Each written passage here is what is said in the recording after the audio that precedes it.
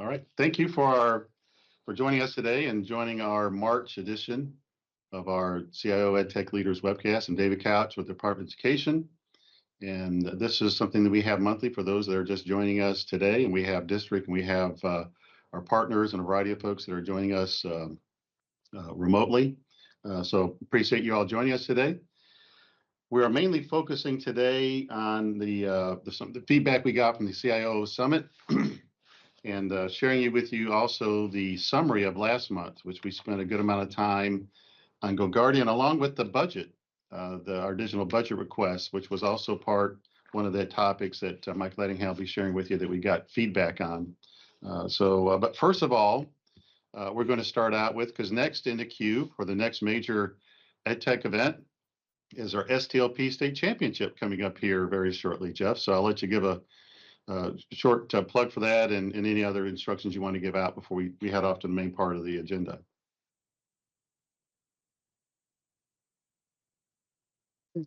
Thank you, David. I appreciate that. Good morning, everybody. Just want to take a quick second this morning to share with you a little info, because as David mentioned, when we hit Friday morning after the closing ceremony at the KISTI conference, we know that the gears shift and everybody can kind of almost hear, hopefully it's not grinding the gears a little bit when we get started, but we hear the gears shift from KISTI right into STLP State Championship. I'm going to share my screen really quickly. Okay. I think everybody can see that. So we are knowing that we are looking forward to next month. April 23rd will be our 2025 STLP State Championship in the storied, famous Rupp Arena in downtown Lexington, Kentucky. Been packed recently with the Girls Sweet 16 tournament.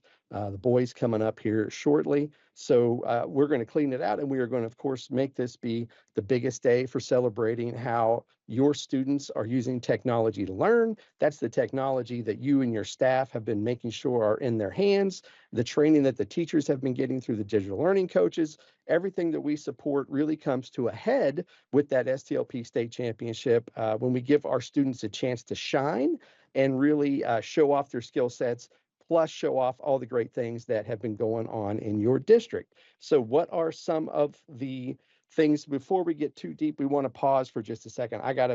Since it's fresh on everybody's mind, we have to say a giant thank you to everyone that at the KISTI conference, everyone who helped get our STLP engineer ambassadors to Louisville for the week to pitch in. Here's some pictures of the students in action. They were a great group from across the state, came together and really let their leadership shine. It was really amazing. If you got to spend some time with them, it's reinvigorating to remember how awesome our students actually are and to see them in action and how smart they are. A couple of pictures of them here actually presenting. At one point, Mia, who is from, why is her district popping out of my head?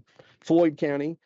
Mia stepped in. We had a big session. We had a packed room with STLP coaches all wanting to hear about STLP State Championship. We put a shout out, hey, Mia, come here. You're a repeat state champion. Come in, and threw her in front of a crowd of adults.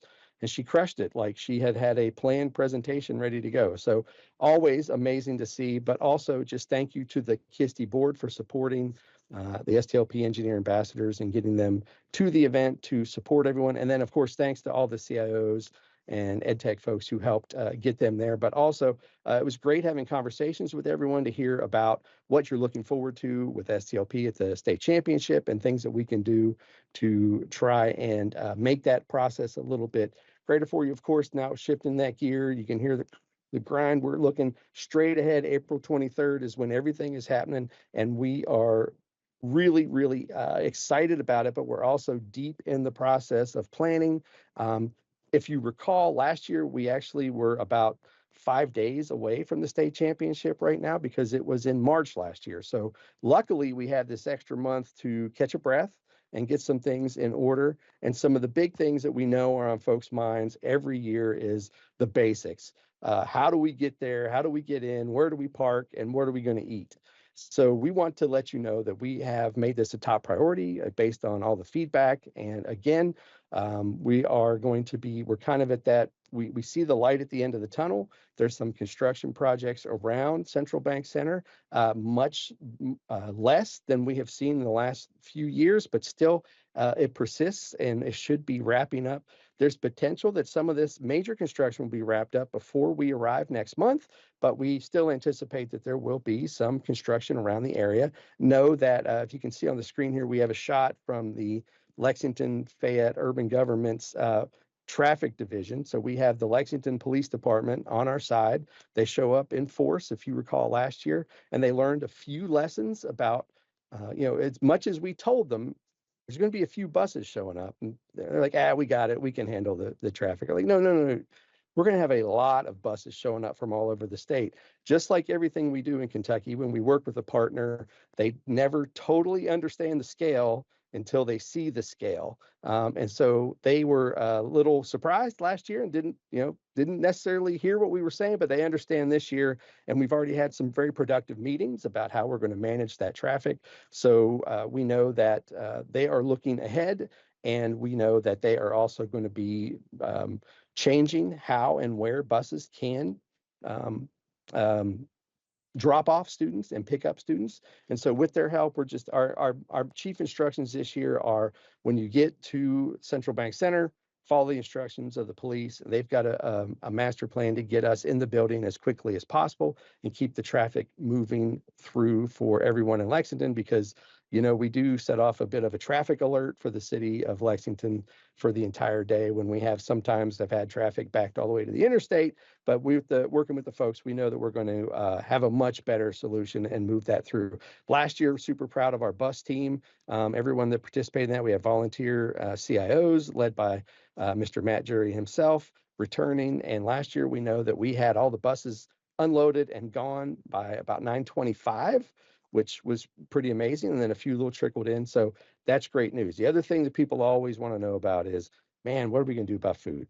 Well, this year, as usual, we have had for several weeks now, we have had available to you pre-order for lunches. So if you don't want to deal with the lines, your schools can go ahead and put in a pre-order for lunch if they want to. Or a very, very awesome thing that we have going on is know that districts can bring school prepared lunches with them. So you don't even have to worry about feeding the students. You can bring sack lunches or pre-prepared lunches with you. Of course, Central Bank Center still has their rules in place that you can't order Papa John's and meet them at the door, but you can bring all the sack lunches you need. So we've got food covered. They also know, again, scale. Guys, we got almost 20,000 folks showing up. This is all hands on deck. Let's get everything open on the concourse. Let's get kiosks open, and let's get like 6 different ice cream stands rolling. We need to get that up and running because we know what everybody's looking for. Once we get all that out of the way, we feel pretty confident that the facility itself is going to, as usual, lend itself to an amazing event for the students. And we are very, very, very excited to see what your folks have been working on and getting ready to bring to the state championship. But then last but not least, a couple little shout outs here that we're looking for right now. We need your help. Now, what we're talking about is we sort of let me back up. The sort of cost of admission to any STLP competition has always been your schools that are participating providing a volunteer judge, right? That's how we pull it off. Everything is volunteer based. Now, one of the things that we reserve to not do hey, anybody's welcome to come be a judge is level 3 judging, deciding who our state championship project teams are, K through 5, 6 to 8, 9, 12, and our state technical champion, who are the teams that we send to represent all of us from across the state to the ISTE conference this year in San Antonio. So we need some specialized folks to help us figure out who our state champions are, and we need some level 3 judges to pull that off. We are looking at you because as CIOs and district technology leaders, you get it. You understand why we're there. It's not necessarily just who got the highest score, let's move them on. It's about who is going to represent the work we do in Kentucky better than anyone else. And so we could use your help. If you've never been a level 3 judge before, no problem. We will take care of that. Erin Wofford and her team that work with the level 3 judges will get you ready for the day. So if you're going to be in Lexington on April 23rd to support your district, and you have from about noon until about 2 o'clock free, we would really love to have your help so that we could spread out and have as many level 3 judges represented across the state. Reach out to me. You can reach out to us at stlp@education.ky.gov or email me, jeff.cebulski at education.ky.gov, and we'll get you connected. There's tons of stuff going on. We're pumped. We're excited to see you. It was fun to see you at Kisti, but it's even more fun to see you in Lexington at the state championship. So, David, thanks for a few minutes. That was my PSA, and I'm only on like 1 cup of coffee a day level at this point. Caffeine is we're still good, so we're looking pretty good. Thanks, Jeff. Well, I always scouted out because I went to the girls' Sweet 16 after the Kisti and Outcast conference on Saturday. So I'm Kate looking at you. The boys' state tournament is next week because Rupp Arena is hosting the NCAA this week.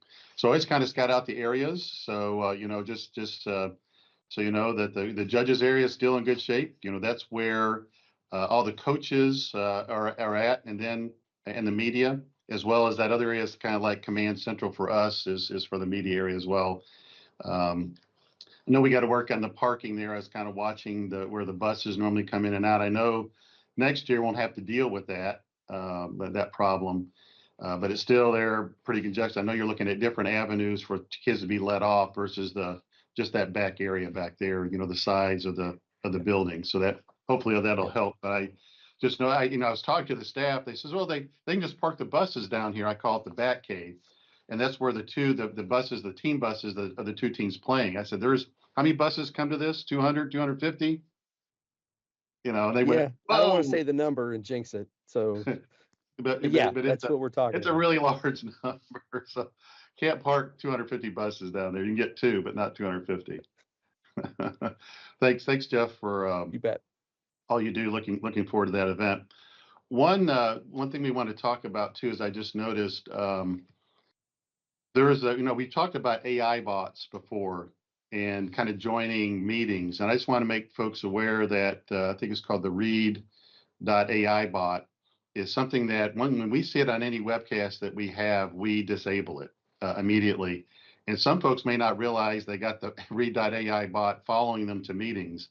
And I gave an example of I was at a meeting at Council for Post-Secondary Education, and they didn't realize that Read.ai had attached itself. And I was at a meeting with KVAC 2 weeks ago, and they did not realize a Read.ai bot had attached itself to their virtual meeting. So just so you know, we disable those, and you may not realize that you have a Read.ai bot following you to meetings. We already use AI for our meetings. It's more of a closed setting. The Read.ai is worrisome because that's more of an open setting, and that's going to the world. The way we have set up AI, it's more of a closed or secure setting. And while we do have transcripts automatically done with Teams, and then we use AI to help us out with the summary of those. So just so you know about the Read.ai, that we disable those any time. You may not realize you got those following you into meetings. So we'll start out. Anything you want to mention about that, Martin? Is that good? Okay. So let's start out with the items that we talked about hitting the conference. And William Pierce, I see you're on here. I don't know if you want to give any words. I don't put you on the spot. But I thought the conference was really well done again this year. I appreciate all the volunteers of districts that helped make that happen, and also of our staff, Office of Education Technology, and our vendor partners as well that really make that. It really is a special event in the United States, and there's not really a combination like that, and that's in a good way that's happening in any other state that I see. And we get to kick it off with the CIO Summit. Which there's no other state that's doing that. This was our 12th year of having the summit, and it brings together all the leaders in the districts of our education technology, and then with our Office of Education Technology staff, we present different topics and get your feedback on that. This year we've done it a little bit differently. And over the last year, I was sharing those out once a month. I'm going to share out what we learned all at the same time today, and we're just going to focus in on on the things that we learned from our time there, all at the same time. And we're going to have, and we had to kind of rush through the report outs, and we always do. We don't want to spend a lot of time on that, and we want to spend a more extensive time later on. But I wanted to give it an opportunity here to spend more time by the different folks that presented these topics, for you to see the feedback that was given, as well as some of our kind of observations of it. So, the first question that we asked, we're just over 2 years of AI being just more commonly available to folks. AI has been around for quite some time, but not so available to the average person or average organization. And while there's a lot of talk, it seems like it's been available in education for many years. It's just over 2 years that it really just burst onto the scene. And we're always asked, what difference is it making? Where do you see it going? And I could not think of any better forum to get that information than the CIO Summit as one of our topics. And it allows us to compare it to some of the previous feedback that we've gotten on this topic. So we did ask around the table and I'll just give you, I'm going to scroll down through here and let you read the kind of things here too, more extensively. But we did ask around the table, how many have seen a noticeable difference? Now, just remember, there's a lot of things going on in AI that you're not going to notice. Nearly every manufacturer and maker and creator of technology behind the scenes is using it to make their product more effective and efficient. And you won't see a lot of those. But the ones that are noticeable, are you noticing them? And then what are they? So in this count, the question was asked over the past 2 years, is there a noticeable difference of artificial intelligence in your district from either an instructional perspective, an administrative perspective, or even operational perspective, including technology? And if I did the percentages of this. So if you take a look at all the yeses and compare to the no's, 60%, it's right around 60%, just a little bit above 60%, 61% said yes, there has been a noticeable difference in the district. And right around 40%, but more exactly 39%, say no, there's not really been a significant noticeable difference in those. And then what are those differences? We've heard that. If you take a look at table 2, and some of these, you'll see the other reason to share this is you'll see some similarities that what you're coming up with at your table are similar what folks are coming up with other tables, and what that means, similarities around the state. There were some differences. Teachers streamlining processes and translation documents and reading assignments. The data analysis by principals of staff performance, I thought, was an interesting one that's pretty new there. Lesson plans, we've heard that from the beginning, and now there are products out there that help teachers with those lesson plans. And this is a common theme that table 3 came up with, is teaching students how to use AI responsibly. And that covers a broad range of things, including the meeting I had with the Southern Region Education Board that they're focusing on that specific topic. Uptick in curiosity, we talked to see lesson plans there again. Students somewhat positively and negatively, and there's always the plus and minus with this. Hopefully the positives way outweigh the negatives, which I believe AI does in the field of education and the medical field. I can really see it being used for creation of emails and feedback. At least give you some thoughts about it, just not totally creating it, but and I use it for that kind of thing of what are the top things I need to think about in the following areas. And I've already had a pretty good feel for that in my mind, but this helps confirm it, or maybe give you an idea for one that didn't pop up. This is a common one that came up. Adults right now are using far more than the kids. Generative AI still has some stigma of cheating. It may be held back by well filtering, and the table 5 facilitator will help me with this, because it says some districts so much they don't limit AI with AI filtering at all. So I didn't know whether this meant by AI was being held back by web filtering, but this next sentence says it's not held back at all with it. So this helped me out with that, facilitator of table 5. Maybe people were saying both of those on there. Teachers are on board, and I found this pretty interesting, especially for the substitutes. That's something I had not heard before.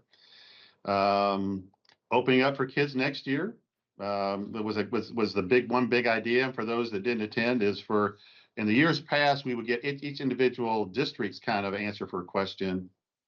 This time we try to find some common answers around the table. So that's the difference here. But a common answer, Marty, I know you're talking about it with something later on, is the responsive use policy, formerly called the accept use policy, is needed. We see those. AI training for staff having gradually with privacy concerns. And Bob, I saw this throughout it, Bob Hackworth. This came up really frequently about the data privacy concerns with it, which is a very valid concern. And this also came up with the SREB, the Southern Region Education Board, talked about data sharing and data privacy was really big, responsible use and ethics of it really came up big in that event to where they're going to focus some time on it. So table 9, no big significant impact yet, being used some for text creation. Feels unstructured, inconsistent. I agree with that across the board. No limitations in place. While there's use in lesson plan its use remains minimal. I like this AI in education still in learning phase. Kind of when Google first came out, I agree with that copy paste stuff. It's kind of like maybe a 12 or 13-year-old. Yeah. And it's not mature, a whole lot within organizations. I also like that mention of over time, more and more people will embrace. Yeah. There will be that's a good one. a number of folks who will not. Yeah. And you see this one, the thing has changed a little bit for them recently. Is more of an embrace, not block attitude of admin and teachers. Still a concern of teachers, of students' use, that it can scan, answer, answer questions. I think this is also one that came up is data integrity. The answers you get, is it hallucination or is it real?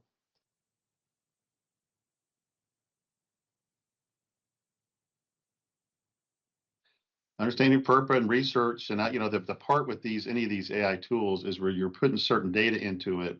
Is it an open system, kind of like we were talking about read.ai, which is a complete open system going to the universe, versus for a more closed system?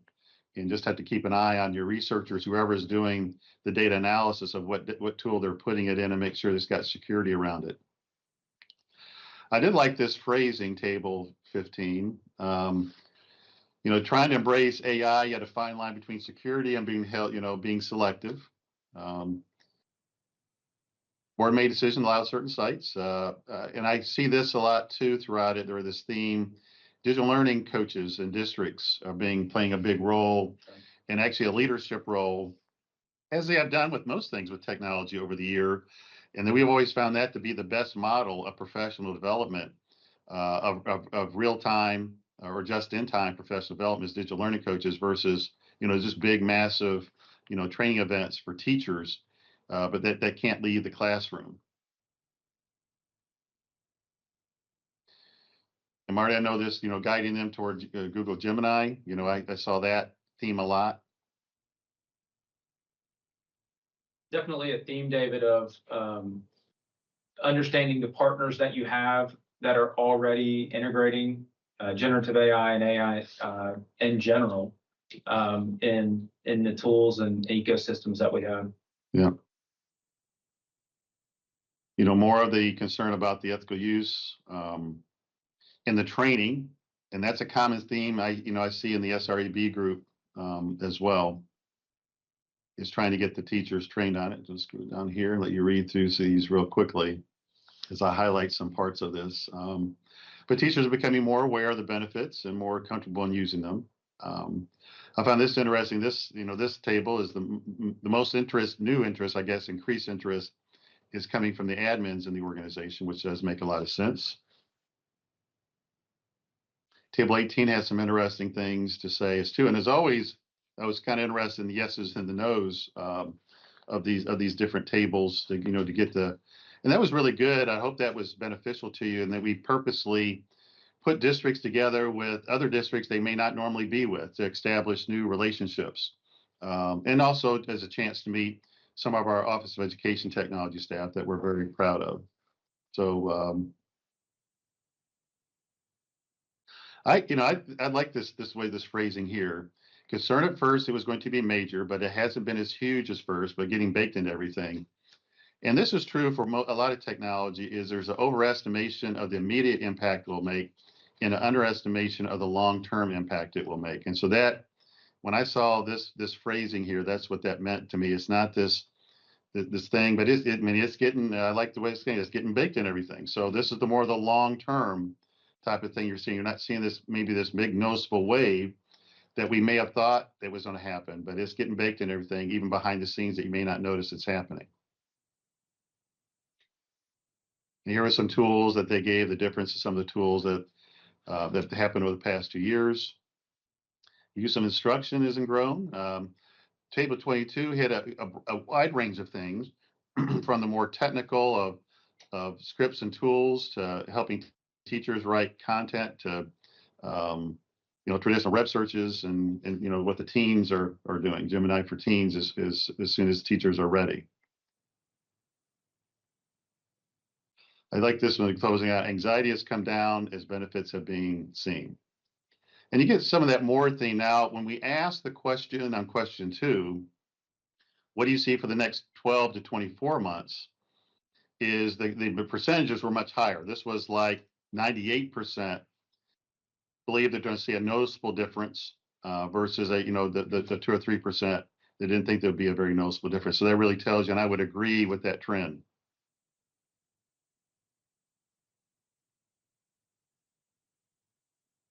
And here's some examples of folks what they see it being used for. Don't need to read all those off, but you can see from a pure technical point of view how it can help, and from an instructional and administrative point of view. Dave, if I could add real quick, Yeah. the theme through these questions that you led and asked, table by table, kind of all pulled together, really pushing on, in our CATS master plan, we say encourage, engage, and empower the safe, secure, and responsible uses. And question by question, it kind of pulls together where encourage the use of AI without that second part of safe, secure, and responsible is really poor practice. It's bad practice. And so it's really pulling it all together as what tables we're pushing on, which is very helpful for continued planning, for continued policy conversations at the district level, and heck, as we've seen at the legislative level. Yeah. New purchases, you'll see a lot of new purchases. They have that behind the scenes in it or very upfront. You're seeing some products named there, the Magic School product being used in the lesson planning. I heard that a lot. Using for networking assistance. The legislature did come out with some legislation this session. It was mainly for Kentucky state government. And they are spending a lot of time trying to learn this and being very open with the pluses and minuses of this. All organizations, including school systems, so nothing really came out of this session, but it may more so come out the future ones. I know we're working with Kentucky School Board Association and about the AUP RFP documents. This comes into what more can KD do later on, but we saw this theme. And some of these were not so much, I could see some of the tables started moving from, what kind of things can be done to help districts? And that was a later on question, but I still highlighted them here. I'm sure that was helpful in that fourth question. A lot of, the training comes up many times here. And Marty, I know we're working on a document that puts out some more guidance on this. I know we talked just even yesterday about the copyright. As we use AI to create something, yep, you got a footnote that AI helped you in the creation of it. Yeah, you're claiming that use up front. You're not trying to hide that you're not, that you didn't partner with artificial intelligence to help you in that product. Yeah. Yeah, absolutely. That's a step to push in on really hard and make sure that we all understand. I know we got guidance coming out in that arena, and it Yeah. kind of supports what they're saying later on. You know, AI can make bad teaching worse. I would always say if any part of technology, if you're going in the wrong direction, it can accelerate you in that wrong direction, or it can accelerate you to doing good things in the right direction. So hopefully, you know, we have more of the right direction going than the poor direction. Just let you scan through those. I do like this comment here. The danger of free with AI too is real, because you have a lot of people going and getting them, and they're not kind of vetting that through the technology staff or even the district leadership. They're just going and grabbing those. And the free tools, those are some of the reasons why they are free. Just like the one we're talking about, the bot at the beginning here, is there's some reasons why those are free versus a more secure system. And I do like to see here is, you know, districts are building policies around, you know, more embracing it, you know, security and safety of it. And I see the board of their local board of education pushing for it. And you see some of the listing of the products here. Training on proper use, you know, that makes a lot of sense. You know, AI is going to continue to grow. You can't ignore it, whether you like it or not. I thought the wording of this one on table 15 was pretty good. It can help with the monitoring of the health of the district network. And I would say this last statement, this is true about just about anything, is, you know, your change is always difficult. Really, no matter the age, I found some of the age is not necessarily a determinant for it, but in the general, folks have a tough time with change.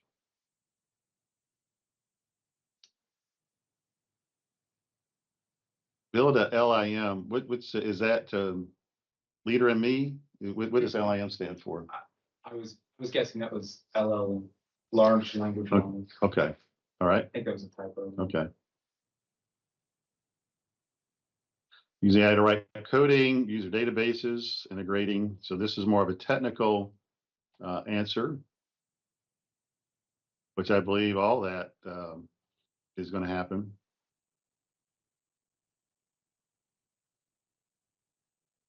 I do really like this table 18. 24 more months.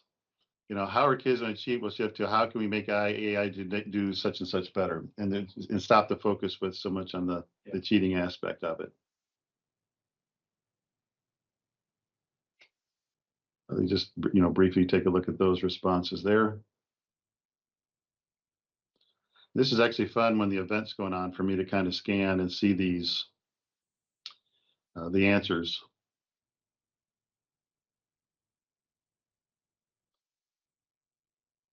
These are some of the anxieties around AI, which I did ask for. You know, mine was the companions that folks are using for emotional reasons, and even for romantic reasons, for an AI kind of bot. So, you know, we talked about that one, and I, you know, gave some examples of anytime you combine AI with a robot and it can independently move and think, those are ones that kind of give me the worries. But there's some other ones out there I thought were pretty good. You see where data is stored, using it for their social connection to the outside world. And once again, I do think the pluses far outweigh the negatives, but you got to address the negatives and act like it's not there. And I saw this theme a lot, is saying the tool will be used to not just help, but do all the work. And I know when someone says, well, they help me, will you help me with it?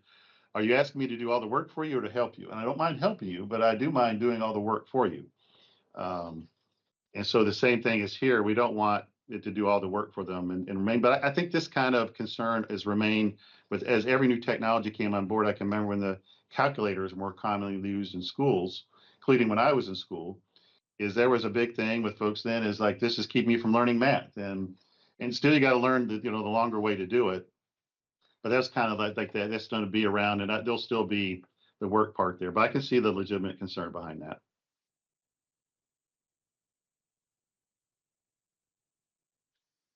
And I like this one, teaching kids as part of the toolbox, not the only thing. I do like that. You can help you write an essay, but it shouldn't write it all for you and count on that totally 100%. That's the kind of kind of theme that you see throughout here. It should be used to help you to brainstorm things, and I use it definitely for that purpose. Um, the other thing is it can, there's some concerns with it. It can reaffirm falsities and create an echo chamber, and kids need some basic skills with it. And I agree with all those kind of anxieties or concerns about it.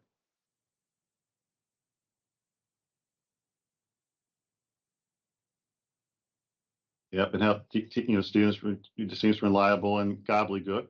Is that officially a word? I like that word, but I've used that technical term, kind of like swag. Concerns about privacy and academic integrity. Those were all common themes that we saw. So that you kind of read through those.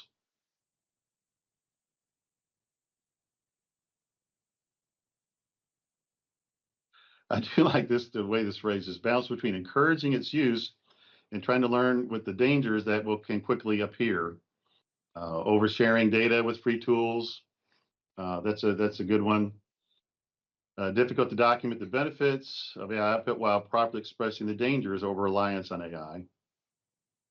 The fear of accuracy of AI, that's a real one. The voice mimicking, that is a real concern of how, even in videos, is how realistic those are becoming in calls and can, and especially in the cyber crime and cyber scamming world, the concern that's associated with that. Once again, ethical use was a very common theme. How do we use caution without being fear-based?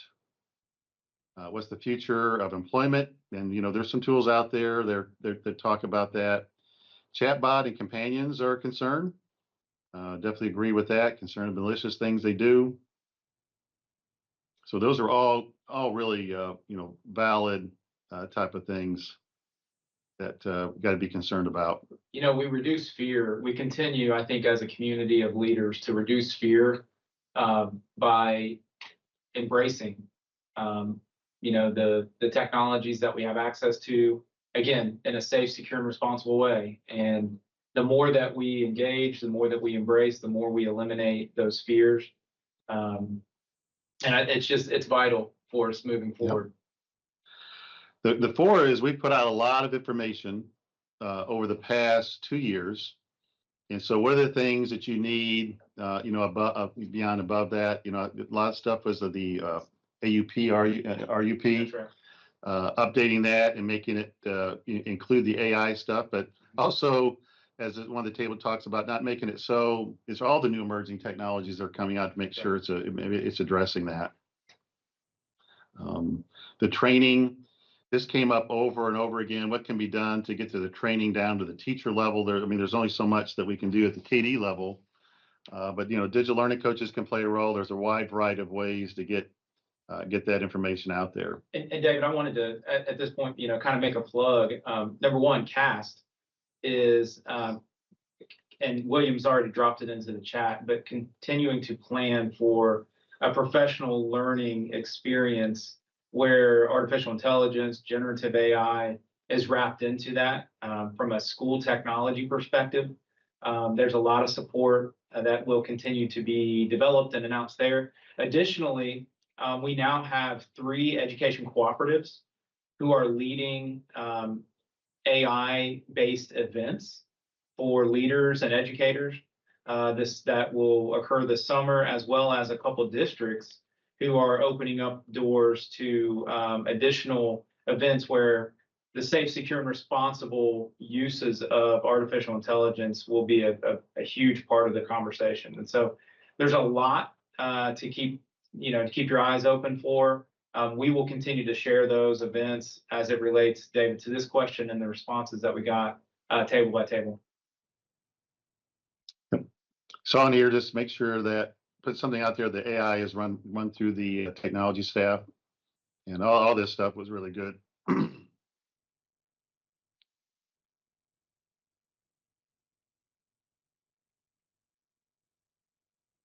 The KITS contracts, you'll have to see if we have, the part of it is that can reduce costs. From the state level, we've talked about the financial impact. In order for us to really drive down costs, there has to be money to buy those products and within a confirmed period of time. But maybe we just still have them out there, and that was talked about in SRB too. And these were some good recommendations from 18 to 23 too. And part of this is continue to keep you all informed. Plug for Scott here on the E-rate. He does, and Caprice helps him as well. But some of the champions that pretty regularly, like we do E-rate.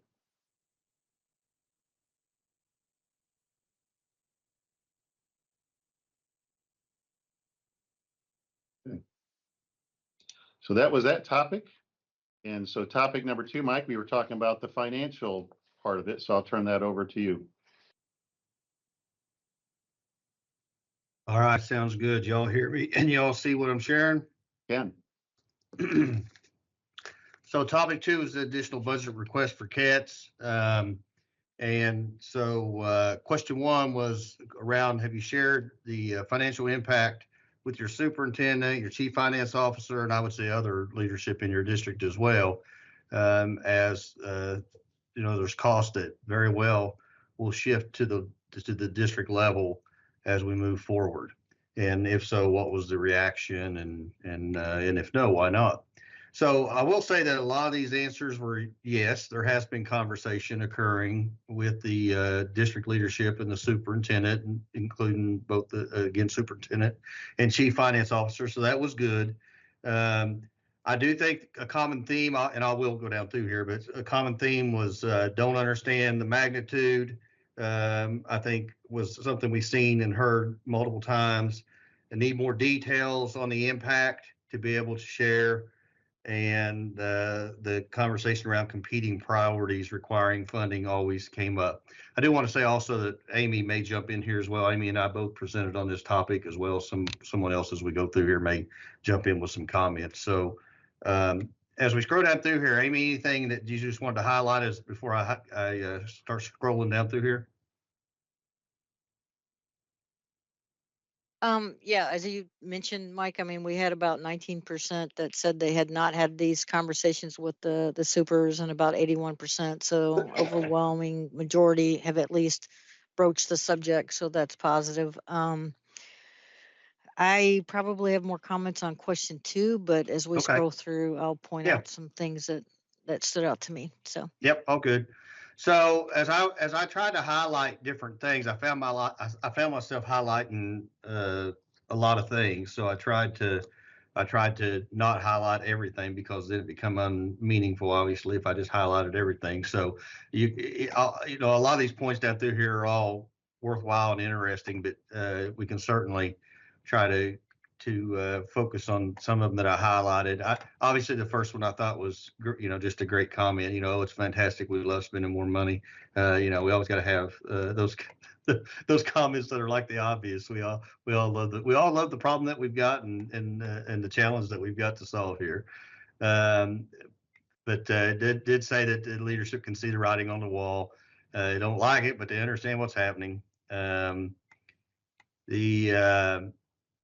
Need to, comments around we need to work within the budgets we have to work with. I think that's, obviously a true statement, but a challenging statement. And it leads to the next point there, which means we have to make hard choices. And so I do think that's on the horizon, is making some hard choices about what we prioritize, what we do, and some things that maybe we can't do that we'd like to do. So I think that's a reality of the situation that could be coming about based on the challenges of funding and money across the board for K through 12.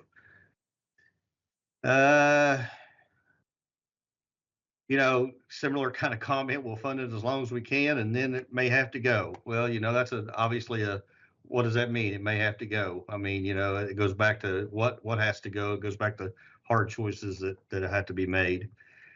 I do find it interesting, the reaction of deer in the headlight.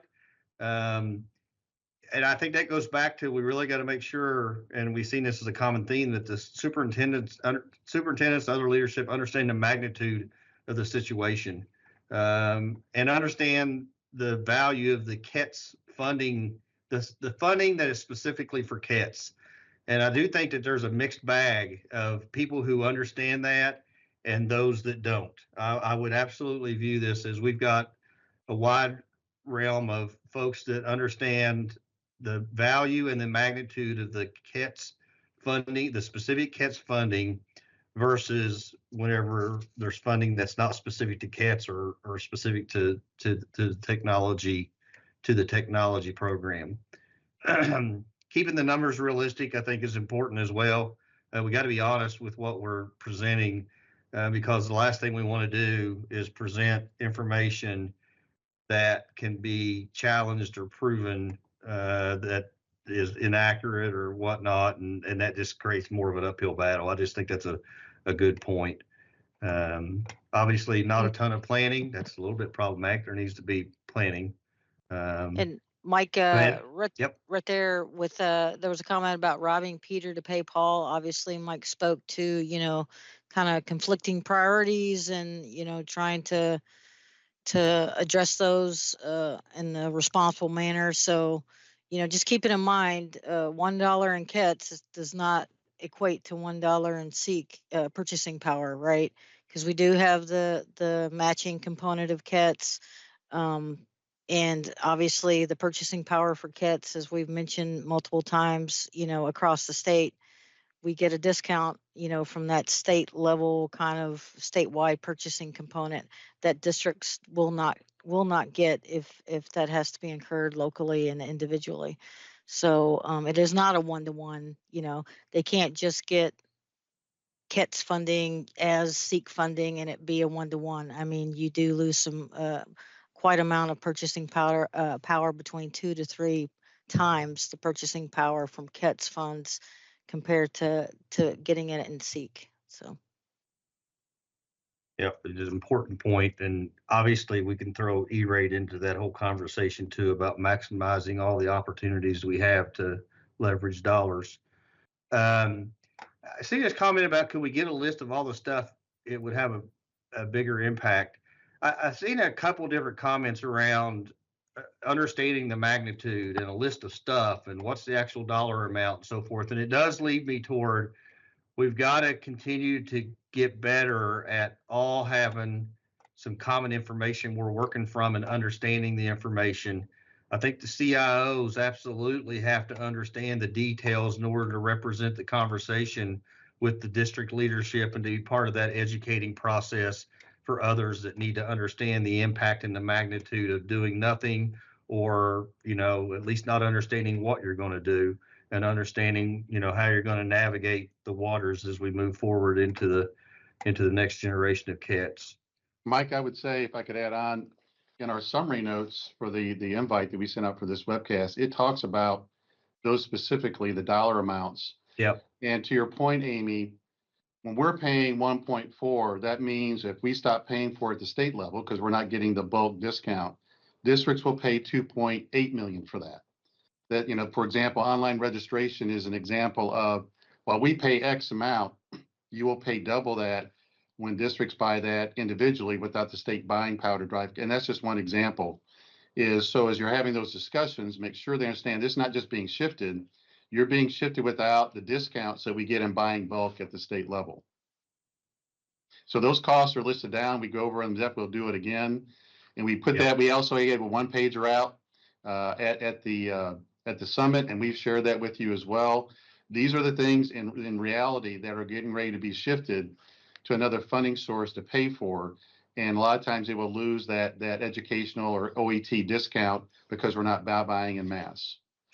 So I highlighted that in red there about IT leaders don't have these specifics, because that raised great concern with me, because as David's speaking to, we provide the information quite a few different ways at right now.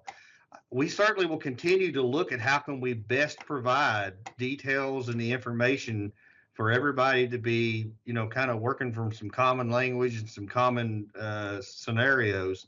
But I encourage every leader at a district level to, pay attention to the information that's being made available to you. Make sure you understand it understand the magnitude. If you don't feel like you're capturing or you're getting it, your KE is a starting point to help better understand that, and obviously your regional groups as you work and talk with other districts, I think is also a valuable resource to make sure you understand and are able to represent the scenario, represent the situation.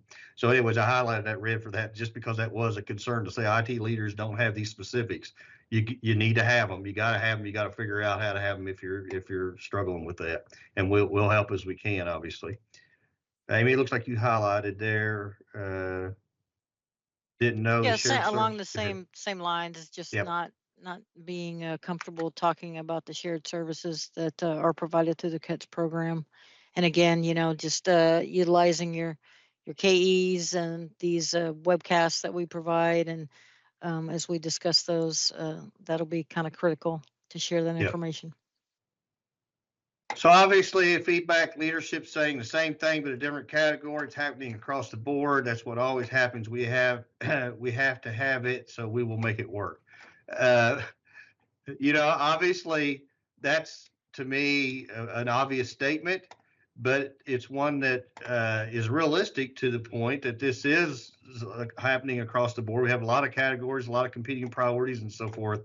And obviously, we have to represent the one that we're most responsible for and accountable for collectively as a group, not to dismiss the fact that these other categories and challenges also have to be addressed. We have challenges, obviously, in K through 12 funding scenarios across the board. We all realize that.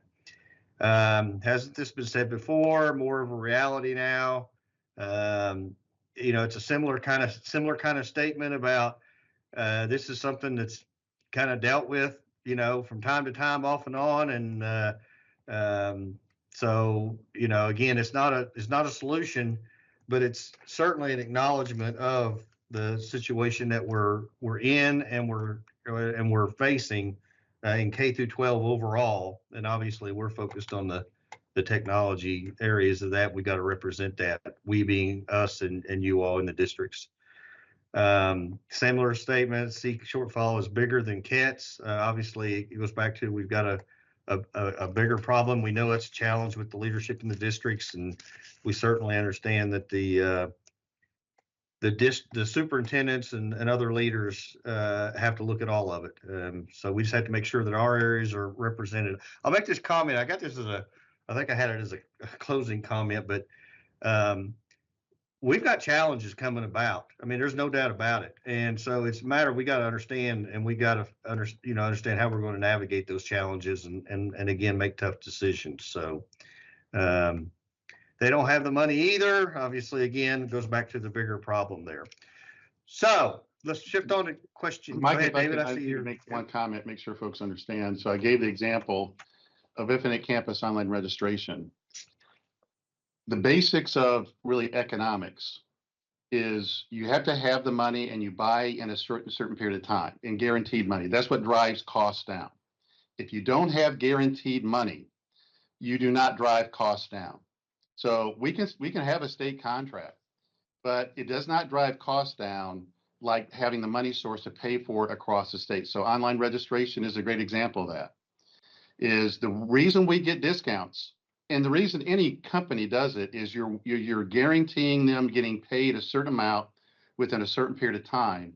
That drives down costs. Having a state contract, just to have a state contract with no guaranteed amount of money going toward it, does not drive down costs, I'd say, at all. You have a legal purchasing mechanism, but it does zero to drive down the costs. So establishing these and talking with the vendors does not do anything unless there's a guaranteed amount of money that's going to come to them within a certain period of time. So I just want to make sure that's why the cost shift, when we no longer pay for it at the state level through the funds that we've identified, it's so dramatically more when it shifts to where districts are buying for it, because it's not a guaranteed amount of money for that product within a certain period of time. And David, I will add, obviously something we know happens when that occurs is the inequity of what goes on between different districts and what different districts are capable of doing. Some are capable of doing more than others. Some will barely be able to stay above water. So the teaching point, I want to make sure that you have a I'm encouraged by the number of you've had this discussion with them, at least at a high level, is the part, whatever happens, happens. But if the superintendents, and this goes on to the next one, is we're not saying about this next question as we gave the lead in, is obviously they want SEEK because it's got a lot of flexibility to it. But when they're discussing SEEK with legislators, they need to also discuss at the same time the importance of CATs and not leave CATs out. So the teaching point for you all is for them to understand if CATS does not get this money and we do not have the ability to mass our buying power and actually purchasing power at the state level, because we are actually purchasing at the state level, then those costs will be shifted to districts, but you'll be paying 50 to 100% more. That's an economic 101 type of thing. So that's why, as you're having these discussions, it's not one or the other. We're all for districts getting more SEEK. They need much more than they have there, but we're also for the CATS program being restored from the $11 million cuts that we've received over a period of time, zero cost of living during that time, and all these new initiatives that have been mandated. All those equate to something has got to give, and it goes along with the Active Directory. We can't pay for both Active Directory and identity automation. We can't pay for it, and along with the virus protection. We have reached that point. It's not that we are against those organizations. We financially cannot fund both. And so there's going to be a reality of the continuing, if for those districts that want to continue on with Active Directory, they will have to 100% fund that when we make the transition. There's not a funding source to fund it. And so we're at these realities now. But the key part for us is when you're talking with the superintendent, make sure they understand the financial realities. We're just not being mean. We're just not saying shifting over. It is an economic reality when we can't purchase at the state level. When those costs are shifted, districts pay more. And as you mentioned, Mike, really differences between what districts are paying for. And we've seen that when we didn't have CATS contracts buying state level, what districts are paying for individually, because they lack the buying power. Specifically, the smaller to mid-sized districts really get hammered pretty good. All right, we'll move on to question number 2, which is what's your feeling about your district superintendent, CFO, and other leaders being very supportive of the CATS annual budget request and in relationship to SEEK? And so some points for sure that were the common themes in here is that the superintendents like and want the flexibility they get with SEEK. Obviously, that requires discipline with how those priorities are made, and the CIOs have to be at the table and part of the discussion about how that SEEK and other local money is going to be used to support the technology. Competing priorities is a common theme. Lack of understanding of what CATS funds are used for, state and local, at the state and local level. Kind of goes back to some points David was just making. Seen a common theme in here of expect KDE OET to champion this conversation.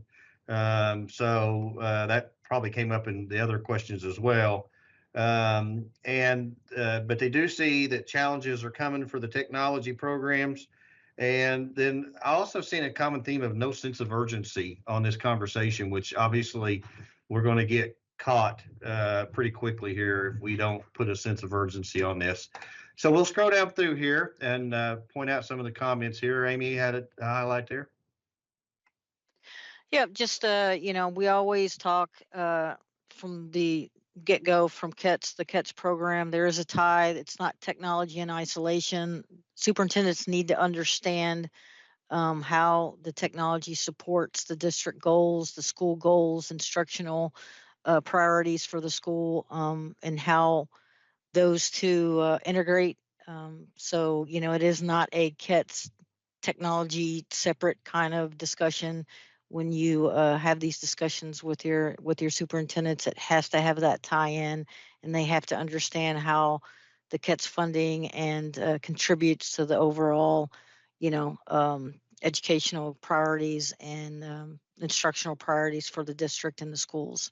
So making that connection, as Table 1 kind of commented on, I think is pretty critical as you have these discussions. I think there's an undertone of there's a perception that, CATs are just for refreshes, or, CATs are discretionary, kind of nice to have, type of funding. But there is a key component of the CATS program underpinning and upholding the instructional capabilities and the experience of the students and the teachers in the classroom. So as we scroll out through here, I found it interesting. We know this and we knew this and we've spoke about it all along, is ESSER funds masked the need, masked the problem, masked what was coming about. I think that's a reality of the situation. And we knew that, we talked about that, but I think it's important for people to understand that and to make sure that folks are educated on the fact that, obviously those funds are gone. They allowed us to get through some tough times. They created a false sense of comfort, I think, in a lot of ways. So I think that's important for people to highlight and point out. No urgency to advocate. Maybe when the cuts happen, they will, but not now. Obviously, that goes back to we really don't want to wait until we are failing at some of the things we've got in place and not being able to maintain and support things we have in place. We want to get in front of the conversation. But there is a reality to that comment of, and it's on down through here somewhere, where if something breaks or quits working, you can bet it'll get people's attention then. But we want to avoid that being the way we have to approach some of this stuff. I'm not going to read all of these so we can get through here. The catch match process, we've already spoke to that, about the significance of losing the match. Need to continue to work on a clear understanding of the impact of losing the funds. Obviously, we know a competing priority is wanting to find money to pay for people first, and that's a challenge. I mean, there's certainly a balance and a challenge of how to make sure we're funding for the people that are required at the local schools and the school districts versus some of the stuff that's required. And again, the more specific, solid numbers on the impact, I think we want to continue to work on folks being able to be comfortable and being able to represent the reality of the situation and what's coming about with a lack of funding. Amy, I see where you pointed out, talking about the school president or the school board president, obviously talking to district leadership, beyond the superintendent and the CFO, all folks that can impact the decision making at the local district level is critical. Again, the common conversation around superintendents like the flexibility and like what they get when they get sick, and they have the discretion to use that money and prioritize it where they see fit. Let's see. We talked about KDE brokering to gain cost value. Superintendents don't understand CATS enough to choose CATS dollars. Again, common theme. I think that's pretty much what I wanted to hit on that one. Question 3 was, what are your suggestions as it relates to lobbying the legislature for the CATS budget request, given KDE is not permitted to hire lobbyists and districts can't afford them? So obviously, one of the takeaways from this is a lot of folks didn't understand that we can't and don't have lobbyists at KDE. So that was certainly something that I think a lot of people didn't understand. A common theme to leverage vendor partners and their lobbyists.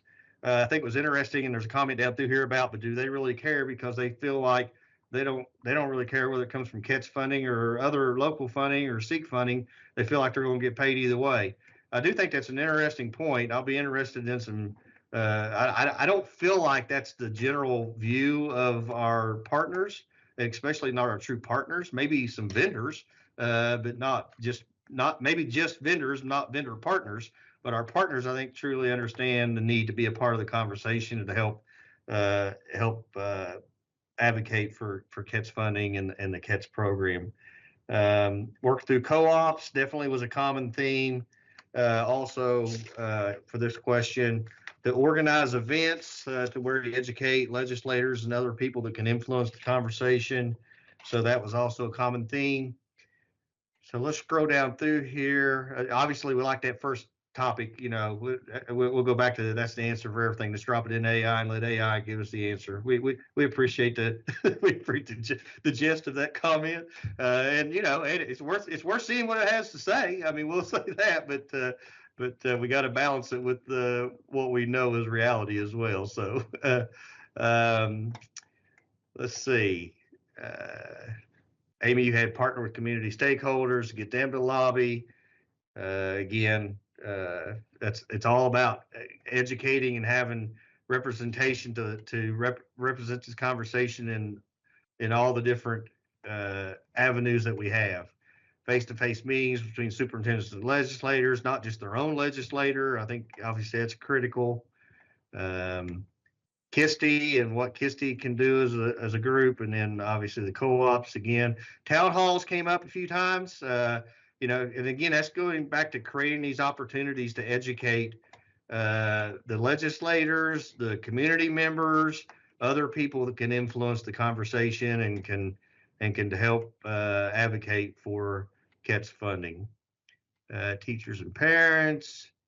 This is where the comment I was hitting on a while ago, where we could turn off the internet, and obviously they had joking on there, but it is one of those things when things break or when things quit working, you can be guaranteed that we'll have people's attention then, and then they'll be asking us, why didn't we, why weren't we proactive? Why weren't we in front of this situation? It's kind of like, I always use the example, it's kind of like car insurance. You don't have the right car insurance whenever you need it.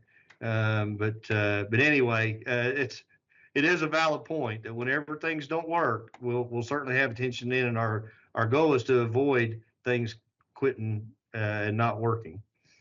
Obviously, inviting folks to events like KISTI, STLP, other things that go on in the local districts, I think is important.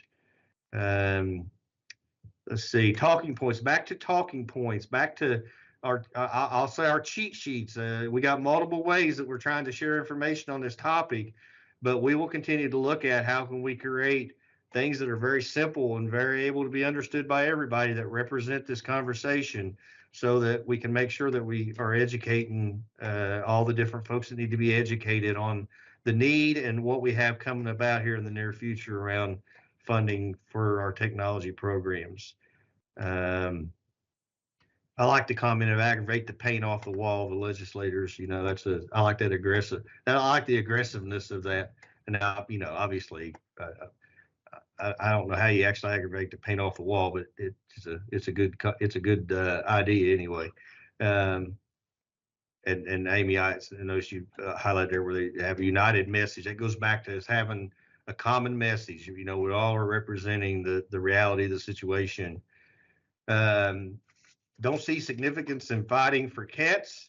I think that's obviously a concern we have. And I'll go back to that's something you all have to be prepared to operate in that scenario. When we talk about going forward, and if there's funding that doesn't occur specifically for CATS, of which we then have more ability to leverage and control how that money is used, then you all have to be part of the decision making, part of the planning, part of the direction for the districts to make sure that your programs are being at least at minimum funded to the extent by where you can focus on the core required things that have to be maintained. And again, I think that's a reality of the situation. I'll pretty quickly go into, that's one of my closing thoughts, is that we've got some inevitable challenges that are coming about. And I think we got to be prepared for those. We got to be prepared for the different scenarios. We got to have a roadmap that has clearly identifies the different scenarios. If this, what does that mean? If that, what does it mean? I think we all have to, I know I started whenever we had the CIO summit last week about, we can navigate the Grand Canyon and we can conquer one of the mountains. I don't know what I was saying about McKinley or whatever, but you can't do it without some kind of a roadmap, and you got to have some kind of a plan. You can't just, jump out of the car and say, I think I'll climb a mountain today, or I think I'll conquer the Grand Canyon today. So we got to be in front of this conversation. We got to be planning. So anyways, I'm going to end there. And any other comments by anybody before we go on to topic 3? I'll just close with it. We talk about this a variety of ways. We have got to get this on the radar screen of folks and understanding. I mean, whatever decision is made, is folks say, I never knew this was going to happen. And so, I'm fine with folks if they understand if we don't get the funding, then they pay 50 to 100% more. If they understood that up front, then there's part of it that you're not too disappointed with. I can just tell you from the KD level is, for example, even OET. We presented to the board in January, and this is Commissioner Fletcher and our board, one of their top 5 funding priorities for the 2026 session. So we have on our front, for the Board of Education, we have made it a top priority, which means as we meet with the governor's office, for example, trying to get as one of their top priorities, and we've had success in that in the past. The part I'm just telling you where it has not been successful is in the legislature of getting it across the finish line. And, we'll meet and I meet with legislators, but there is nothing that overcomes 2 things. One is they hear from their districts that they want this to be a funding priority. And so the part that we're asking here is you're meeting with your superintendent, and I ask that you meet him with again to go through what the finances are, and we can break it down in all the details of what it means of what could be shifted to your all and why the finances work that way, where it's shifted and it's doubled and or at least 100% when it's shifted over. So really make sure that they're understanding that that aspect of it. And also, the goal would be that they put it, as they're saying they need more SEEK, they also say, oh, by the way, we need the KETs too, and for the following reasons. So that would be an ask if you're educating them on the impact, but as they get, ask for input from legislators, they say, and KETs too. The other part is we're at a significant disadvantage of KD, and I mentioned this at the summit. We are not permitted at KD to have lobbyists. And so I really like the responses we got for question 3 about that goes on. What are the different ways and different perspectives that we can get that? So once again, I appreciate that, and we'll definitely take that. We'll have more discussions on. Obviously, we have some more time before the session. I want to say before Bob speaks, because these are such important topics that we want to make sure is for topic 4 and 5, we're going to shift that to April. So the feedback on the internet safety and the technology kind of professional development group, we'll do that in April because, Bob, I don't want to rush through you. And even part, Bob, is we have a hard stop. I don't know if you know, we got scheduled to go talk about a legislative thing at 11:30 up in the commissioner's office. So we have a hard stop. So you don't necessarily have to get through all of yours. We can do that in April if you want, because obviously cybersecurity is important. So just feel like we're going to stop at 11:25. I did want to, folks, before you take off, understand is I appreciate the feedback we got on Q's and Go Guardian and all the staff from those organizations that presented and the questions and the feedback that were provided by the districts along with the staff of those. I thought that was a grand slam. We will be scheduling 2 special webcasts that deal on the topics of AD and Trellix.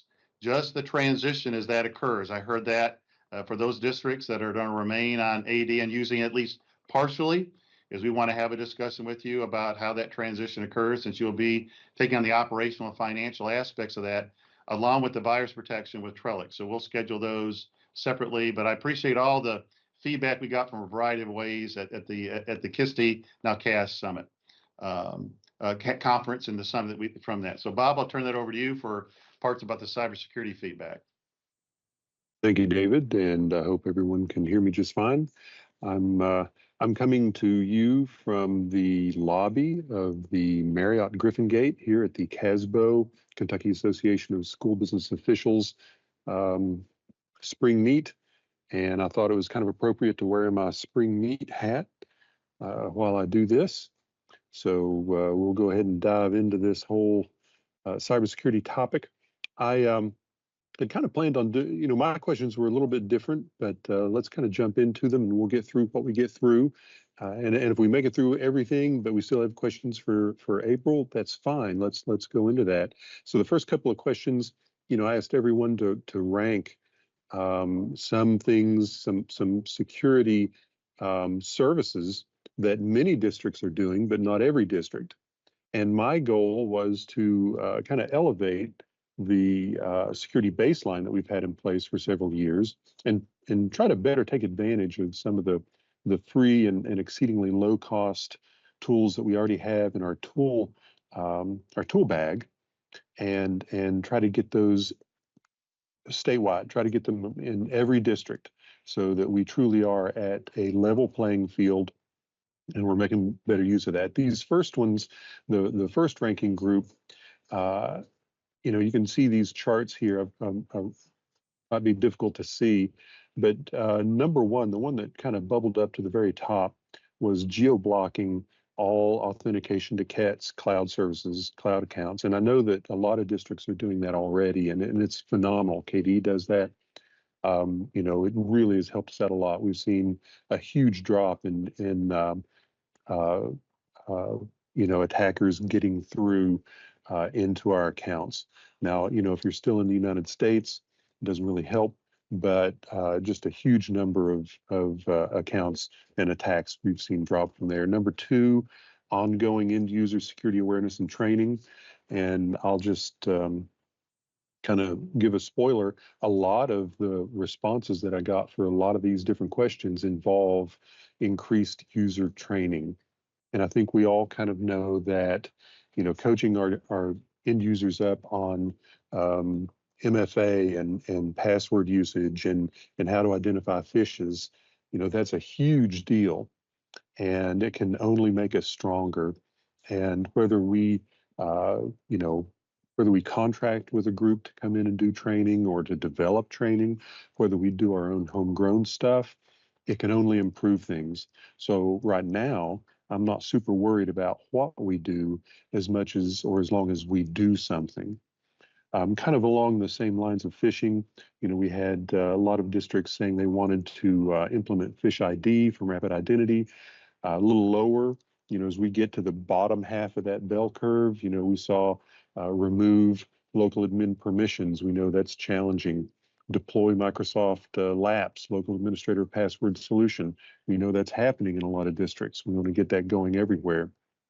And then the last item on this ranking area, student password strengthening. Not a whole lot of love for that one, and I think that there may be a lot of reasons for that, or a few very good ones. Well, maybe we can dive into that at a later date. But I have a feeling that there are so many user accounts and there's so much challenge, especially in the lower grade areas, to having a strong authentication process, that that's why this is maybe down at the bottom. May also be down at the bottom because we're expecting Hughes to really give us a big hand and hand up with this, which I'm excited about. So that's pretty cool. Ranking group 2, we had finalizing DMARC and DKIM settings. Again, I'm not saying anything people don't know. A lot of districts have that already in place. A lot of these settings are already taken care of for our districts. We just need to kind of push this over the finish line, and I don't think we'll have too much trouble with that. Caution banners for email. That makes perfect sense. I was kind of surprised that we have so many districts who haven't put caution banners on their emails yet, and different types of caution banners, not just a yellow banner, not just for when you get an email from an external entity, but maybe, or an untrusted entity, but maybe if it has certain words and it's from an untrusted entity, we can try to fine tune that yellow caution banner so people aren't getting security fatigue from getting that. That makes Bob, sense. just to help folks looking, I think like finalized DMARC, if I were looking at the chart, that's the one on the far right-hand side, right? So if I'm looking at that's the result, right? So E is the one on the far right chart. Is that correct? That is correct. Yes. Okay. So as you're far looking at right. these, they're in order, like A is the first, graph there. B is the second one. So you can see, who ranked them first through third there. So that's. Appreciate you saying that, and I'll go ahead and throw out, and I should have done this initially, but if you see taller bars on the left, that means that one's higher up. And if you see taller bars towards the right, that one, it means it's lower down. And so I kind of did a little eyeballing to rank them myself, but I feel like it's pretty accurate. After the DMARC DKIM, implementing caution banners, then restricting student email inbound and outbound to specific domains and lists. I thought that was probably pretty important aha. And, while we don't have it, I think restricting inbound and outbound lists might be something we think about for other groups, and not just students. But it may play a role elsewhere as well. This disabling SMTP authentication for email, I think there might be some misunderstanding there. That's not disabling SMT email, but there is an authentication that I know some districts are still taking advantage of that is pretty weak and easy to break into. And so I think we might want to think on that one a little bit. It seemed pretty far down there, further down than I expected. And then adding suspicious inbox manipulation rule in Defender. Again, that one probably I'm questioning why that one was the last one, and it's possible that folks just didn't quite understand that. We can get into that a little bit more a little bit later on. Again, I'm looking at these to rank them and which ones we know we want to implement first across the state.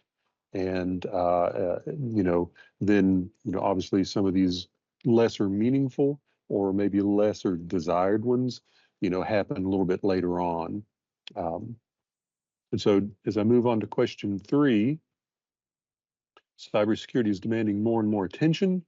Let's discuss one way KD might be able to help.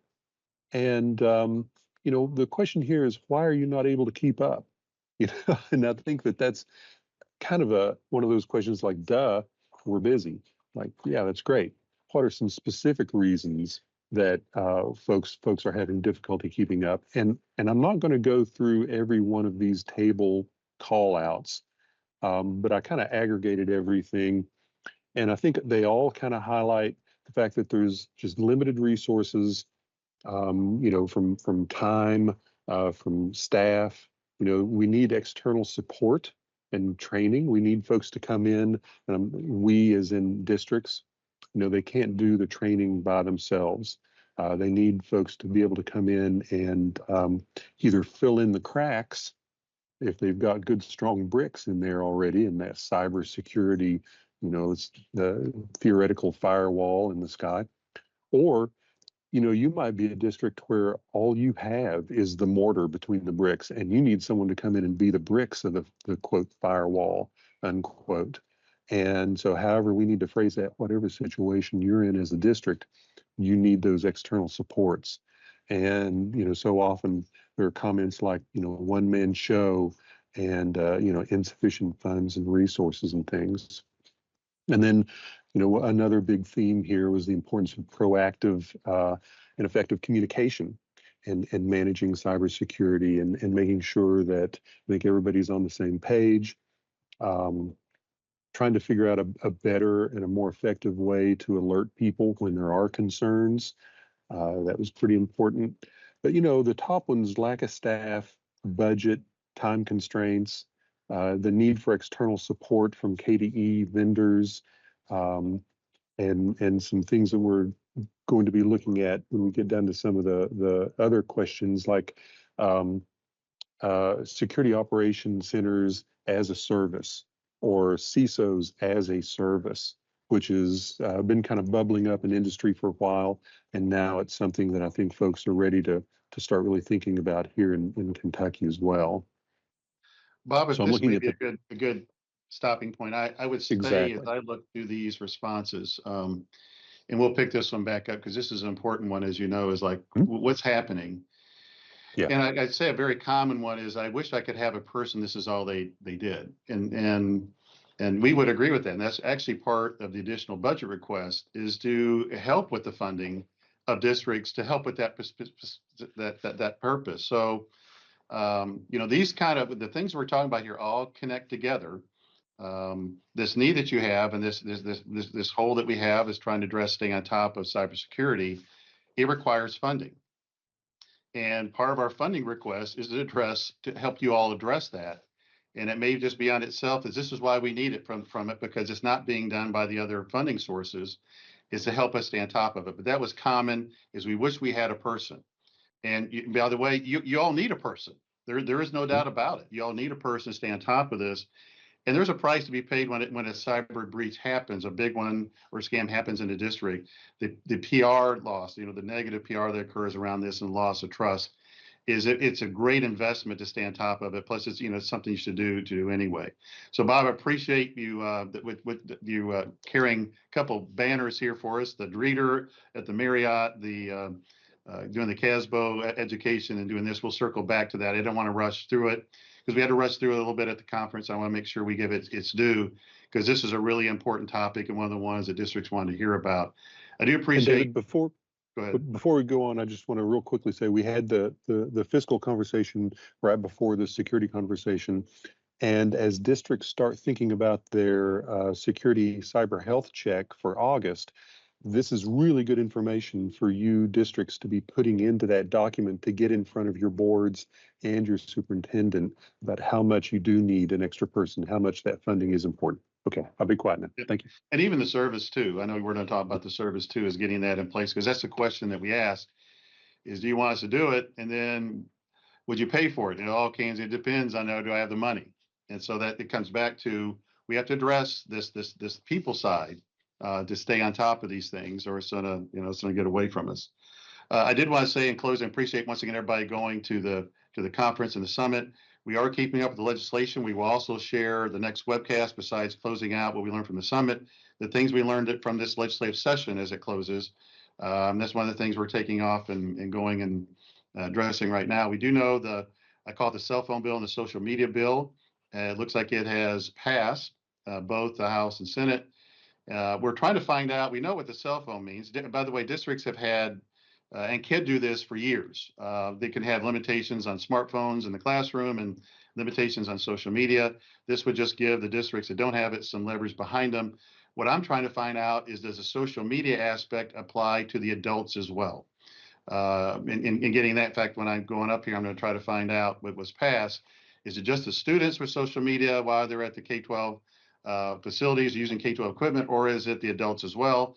We do know a lot of districts use things like Facebook as a way to get out information. In some cases, parents go to that a lot more than they do the district website. So I'll get clarification on that. And we'll present all of those because we'll have it whether across the finish line or not by our next webcast. And hopefully I'll see a good number of you at the STLP State Championship, right, Jeff? So hope to see you there. And once again, thanks for joining us today. Take care.